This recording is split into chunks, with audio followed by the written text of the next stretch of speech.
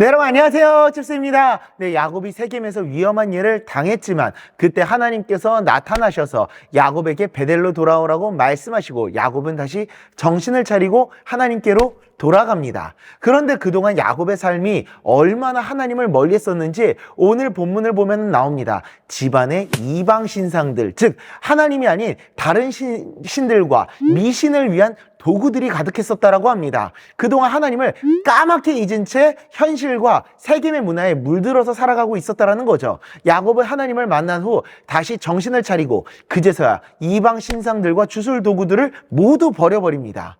정말 다행인 것은 이때 야곱이 하나님께로 돌아왔다라는 겁니다. 하나님께서 부르셨을 때 다시 정신을 차리고 하나님께 돌아갔었던 것이죠. 자기가 좋아했고 세겜에서 즐기던 모든 문화, 특별히 하나님과의 관계를 멀어뜨리게 하던 모든 것들을 다 없애버리고 자신을 정결하게 하며 하나님께로 돌아갔던 것은 너무나도 잘한 일이었었습니다.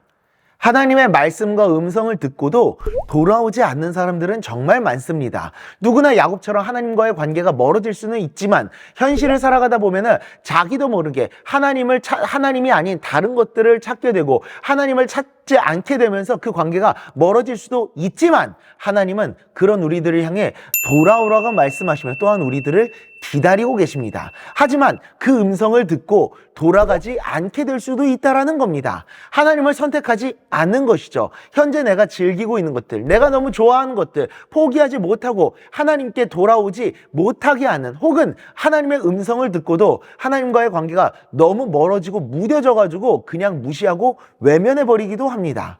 우리는 야곱처럼 하나님께로 돌아갈 수 있어야 합니다. 멀어질 수는 있습니다. 다만 다시 돌아가야 한다는 것이 중요합니다. 하나님께서 우리들을 부르실 때, 하나님께서 우리에게 말씀하실 때 그 음성을 듣고 우리는 하나님께로 돌아갈 수 있어야 합니다. 호세아서 6장 1절입니다. 오라 우리가 여호와께로 돌아가자. 여호와께서 우리를 찢으셨으나 도로 낮게 하실 것이요 우리를 치셨으나 싸매어 주실 것임이라.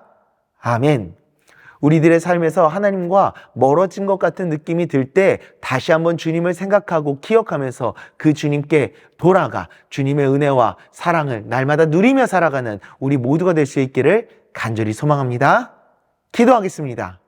하나님 아버지, 야곱이 비록 하나님을 멀리 떠나기는 했지만 중요한 사실은 하나님께서 부르셨을 때 다시 돌아갔다는 사실인 줄 믿습니다. 아버지 하나님, 누구나 하나님과의 관계가 멀어질 수 있지만 주님, 우리도 그렇게 될 수 있다는 사실을 늘 언제나 기억하되 늘 하나님께서 나를 부르실 때 다시 돌아갈 수 있는 믿음과 발걸음과 인도하심이 있을 수 있기를 소망합니다. 하나님 아버지, 붙들으시고 이끌으셔서 내가 하나님과 멀어질 때마다 다시 하나님을 기억하며 하나님께로 돌아가며 나아갈 수 있도록 주님 은혜 내려 주시옵소서. 예수님의 이름으로 기도드리옵나이다. 아멘.